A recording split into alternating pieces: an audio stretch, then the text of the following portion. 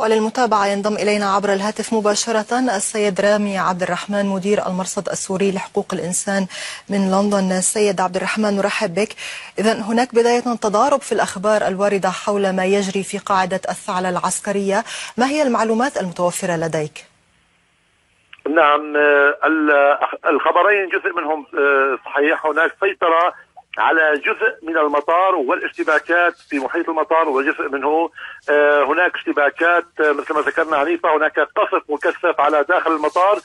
طبعا ايقاف تقدم مقاتلي الفصائل الاسلاميه والمقاتله داخل المطار كان بسبب استخدام النظام لتعزيزات مما يعرف بالدفاع الوطني من ابناء طائفه الموحدين الدروز من السويداء وجرمانة، الذين يشاركون بالقتال بشكل عنيف جدا الى جانب قوات النظام الان في مطار الثعلب العسكري الواقع في الريف الغربي للسويداء.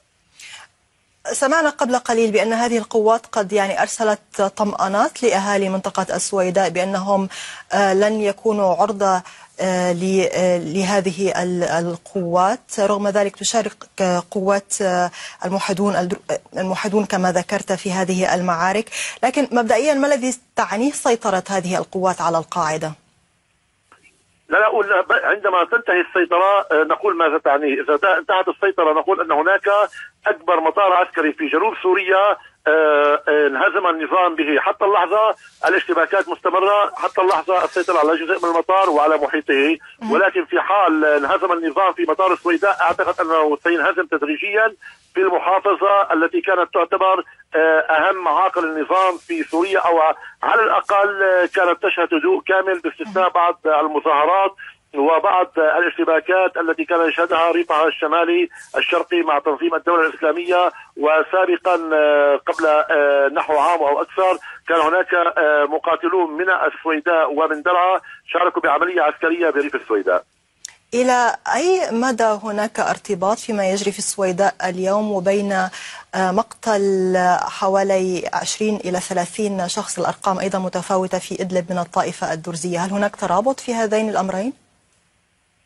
إعلاميا نعم، لكن على الواقع لا، لأن هناك قائد تونسي في جبهة النصرة هو الذي قاد إلى ارتكاب هذه المجزرة بحق أبناء تلك القرى الغير موالية للنظام، لأنها لو كانوا موالين للنظام لما بقوا في قراهم رغم سيطرة الفصائل المقاتلة ولاحقا النصرة على تلك المنطقة. لذلك نقول أن هؤلاء الكثير منهم كان روحهم مع الثورة السورية ضد نظام بشار الأسد، والمجزرة التي نفذت اليوم بحقهم من قبل قائد في النصرة تونسي الجنسية هذه مجزرة ضد الشعب السوري بأكمله، وليست مجزرة ضد هؤلاء الأبرياء الذين كانوا في قراهم، ونفذت المجزرة بذريعة أنهم يريدون السيطرة على منزل في القرية. واضح. سيد عبد الرحمن، القوات التي موجودة في المناطق الجنوبية باتت تتوسع في مناطق متعددة وبوتيرة متسارعة، ما المعروف عن طبيعة هذه القوات؟